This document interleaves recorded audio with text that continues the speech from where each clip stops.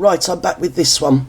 They knew campaigners seek legal action against those who failed to tackle grooming gangs. Now, this interests me a lot. I really like Maggie Oliver. And this particular component that she's talking about is a matter of great personal interest to me. So let's jump in and see what Maggie's doing. They're not going to be getting rich on this. They are not. They are giving costs. their time, and there will be an intention at the end of it to hold individuals to account, because I believe we need justice for those who have been failed. This is primarily to push for change in the future. Well, this is it, because we're always told whenever we have an inquiry, lessons will be learned. We'll act on the recommendation. Well, they've done everything actively to shut down the inquiry. Didn't Mess Phillips stand up at the end of Parliament just before they shut for Easter, when everybody had left, and made a quick statement? So she got it in under the parliamentary guidelines that they weren't going to have an inquiry. But this is a private inquiry. I think it's backed, well, I know it's backed by Habib and Rupert Lowe. So, and they're pushing for this inquiry to have evidence-based, inquiry into what happened. More pertinently, to inquire as to the people who were in positions of power whilst this was happening and willfully turned a blind eye. And sometimes they didn't just turn a blind eye, it was much worse than that even. So obviously this is a big interest, because these people have been paying their, mortgage really, and getting paid salaries while allowing this to happen, and it was their job to make sure it didn't happen. So they kind of were complicit in it, weren't they, really? Let's have it right, they were. Very rarely are any lessons learned, and very rarely actually any action taken at the end of inquiry. There's a lot of talk about how we need to have a full national public statutory judge-led inquiry where people are forced, whether it's a councillor on Rochdale Council, whether it's a police officer in Rotherham, a social worker elsewhere, they are forced to give evidence and under oath, under penalty of perjury and being sent to prison. And that is the only way we are going to find out what really happened. Do you support those calls? I support victims having a voice, but it's what you do with those voices. The evidence is there. It's already there. It's there. I worked on Operation Augusta. We had 97 abusers. We had 70 children. 5 officers were referred for investigation by the IOPC. They deliberately closed down a live investigation because they wouldn't put resources in. They are still walking the streets. Nobody wants to take that legal action. I want to see them in a court of law. Well, it's the old boys network, is it? They're all covering for each other. I suppose it's like a domino effect. If one falls, they all fall. So they all cover up for one another. And from what I can glean, it's been mooted. It's a matter of public knowledge that at grassroots level there were actually some officials that were involved in the actual criminality. So they weren't just involved because of their jobs, they were involved on an organic sort of level. I'm not going to say any more than that. She's going to talk about how she wasn't allowed to speak at the original child abuse inquiry, which went in, was it 2013? I know Wedger got up there. He's a live action role player every day of the week. He's a false construct that was put up there directly to make sure that the narrative was kept on. Like he kept saying, the children were the P word. It was child institution. This, that and the other. And he continually gave speeches, continually inserted himself into protest groups and survivor networks to again totally take over the narrative and make sure it's in the public consciousness that these children were the P word. They were practicing the P word, even though they're children, and anybody under the age of 16, any sort of sexual interaction isn't, complicit, isn't, what is it? It's not, you know what I mean? They can't enter into it willingly. Even if they do enter into it willingly, their brains aren't developed enough to be able to agree to have sexual interaction with people. Let's put it like that. So, oh my God, YouTube, so difficult. But this is an important subject, so I'm going to plough on. And she wasn't allowed to give evidence in this inquiry. But John Wedger sat there for bleeding God knows how many days, rambling on a load of old nonsense, holding the narrative, making sure it was into the public consciousness that these people, because even though he was talking about children in children's homes that were disappearing for the weekend, he was still labelling them with the P word. So again, any onlooker, any listener would have it, who was uninitiated in the subject, would think, well, these children were doing this word that begins with P, and maybe they should be stopped doing this word begin with P. Because obviously, you know, if they are actually working as this P word, then that's down to them. And I think officials, well, I know certain officials actually were quoted as saying that the children are making a lifestyle choice. So obviously Wedger was ricocheted onto the public domain to carry on this narrative and to make sure either that or he's as thick as two short ones and he just flaps his gums. He's tried to have a foundation because Maggie Oliver had a foundation. So he started up the John Wedger Foundation. That didn't go anywhere though because everybody was just laughing at him. Most people could see straight through him in much the same way most people can see straight through Meghan Markle. So, and I've examined Maggie Oliver a lot over the past 20 years and I don't find any corruption or any she's being honest, she's being upfront, she's truly trying to help, I believe. I don't think she's doing it for any nefarious reasons or to benefit herself or to give herself some sort of platform so she can, I don't know, narcissistic supply and get herself around the place giving speeches like John Wedger did. And he's still on podcasts now. I mean, as soon as there's some sort of slight sex case, certain podcasters, who I won't name, always ring Wedger and get him on to flap his gums about it. Not that he knows anything about the subject whatsoever. He is their go-to choice person. They don't contact Maggie Oliver and ask Maggie to come on and speak about it. They just contact John Wedger.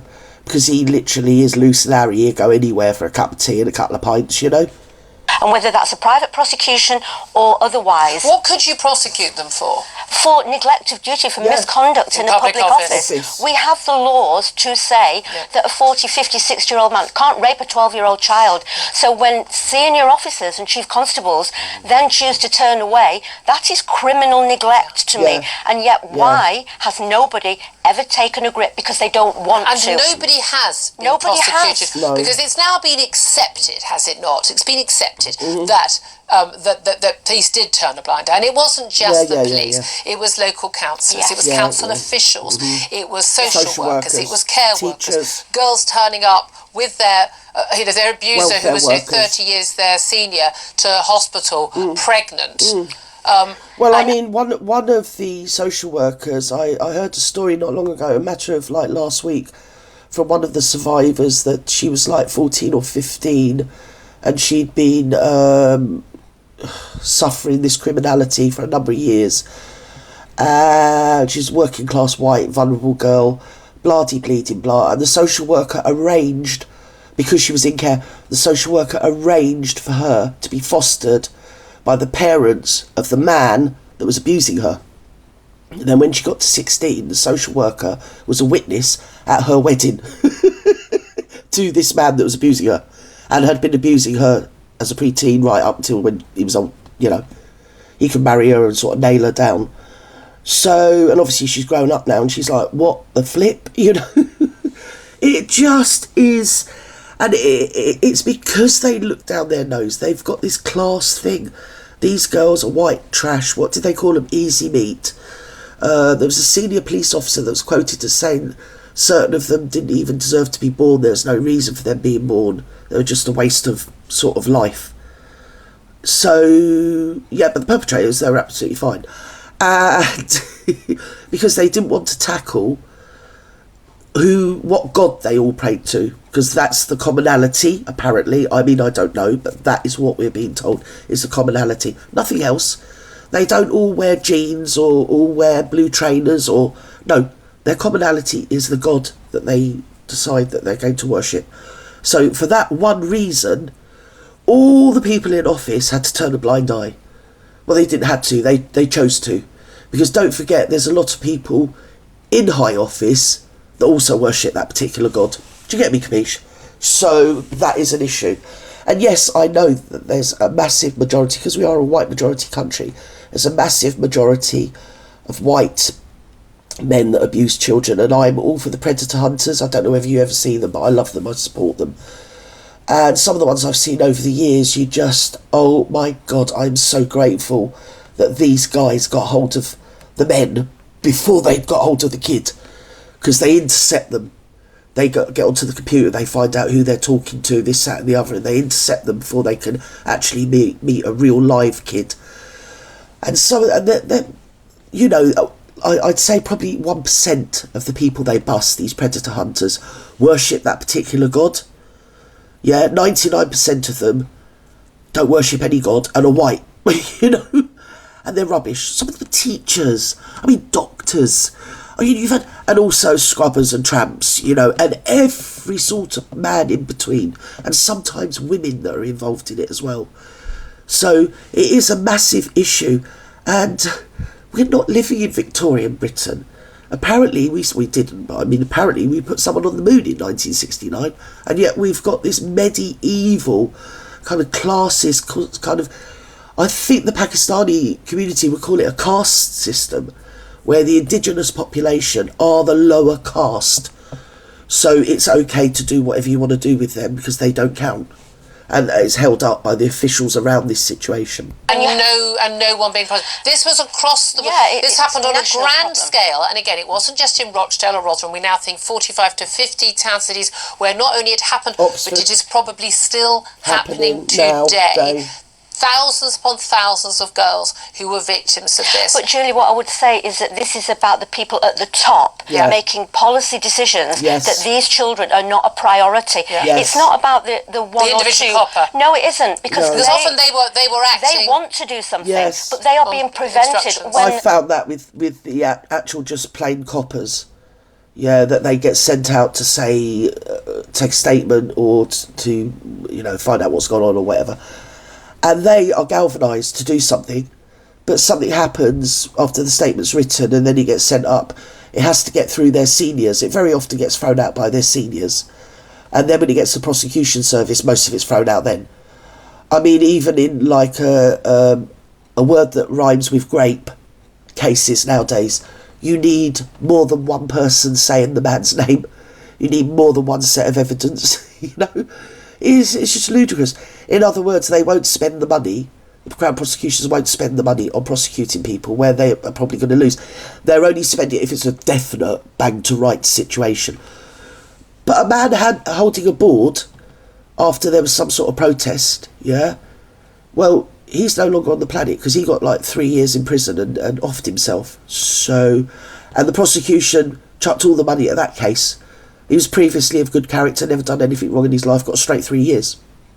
So, where are their priorities? This is the question.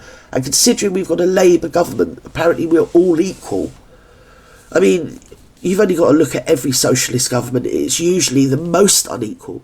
Because the thing with the Tories is when the Tories are in, they do want to lift people up so more people can be in their gang. Do you get me? It was a swerve that Thatcher did.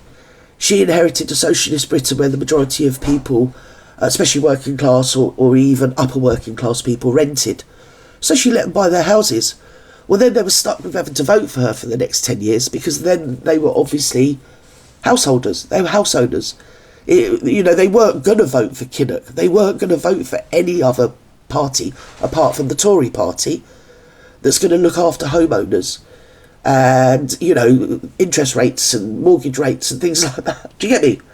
So this is where we are with this situation as well, yeah. The Gold Command Group will close down an investigation because they won't put resources in. That is not the fault of a detective on the ground.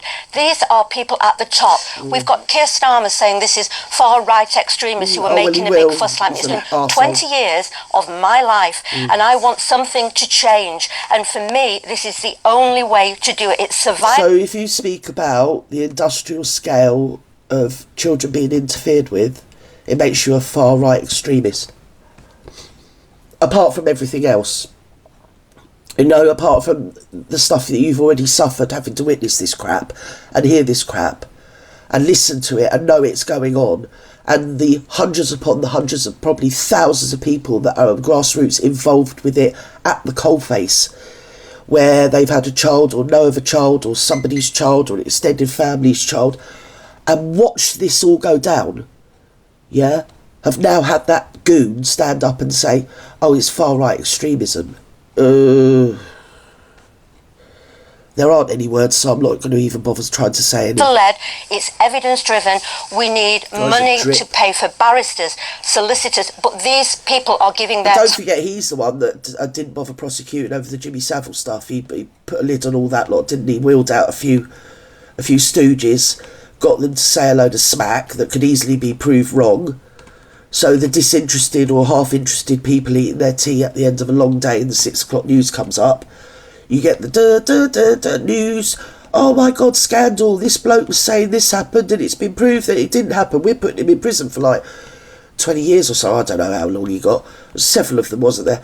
Oh yeah, they're all lying about it. So everybody just goes back and just rolls their eyes and carries on eating their tea and thinking, oh, that's good. For a minute, I thought there was a paedophile ring running out of Parliament. But obviously, there's not, because they found out that these two people have lied. So we don't need to worry about it anymore. So that means that anybody that then comes along and says that this MP had done that, or Jimmy Savile or some other celebrity had done that, it's all lies, because they've already got 2 people for lying. So when you look into the background of those 2 people, they were false constructs. So there you go. Not all pro bono. There will be costs, but a minimal cost. They won't be charging the going rate. Their expertise, so and you need that. Please help. And you're working with some quite prominent victims. Yeah. Tell us. Samantha Smith, who was she's a very powerful advocate for how victims have been failed in Telford. Elizabeth Harper, she's a survivor of Rotherham. I have got countless victims who have got ample evidence. And again, ample evidence that they went to the police, they went to the social workers, they went to the police, they told people in authority, this is happening to me. They were able to provide evidence and nothing was done. See, this is what needs to change. This is what I thought all along, because originally the scramble was to criminalise the perpetrators. Obviously, that's very important. Of course, that's very important. But that probably won't take an inquiry. That would just take police being allowed to go and do their job for a change. What will take an inquiry is to take these people to account. The people that allowed it to happen, the people that were complicit, the people that maybe were benefiting in some way by turning a blind eye. I mean, it's not for me to say, but who could turn a blind eye to that? Because I would rather sit in a shop doorway than pay my mortgage on the back of having to turn a blind eye to that sort of behaviour. And I know that there's millions of people that think exactly the same as me. So there you are, wherever you are in the world. I've said enough, probably said too much as normal, but there you go. Love you and leave you, bye-bye.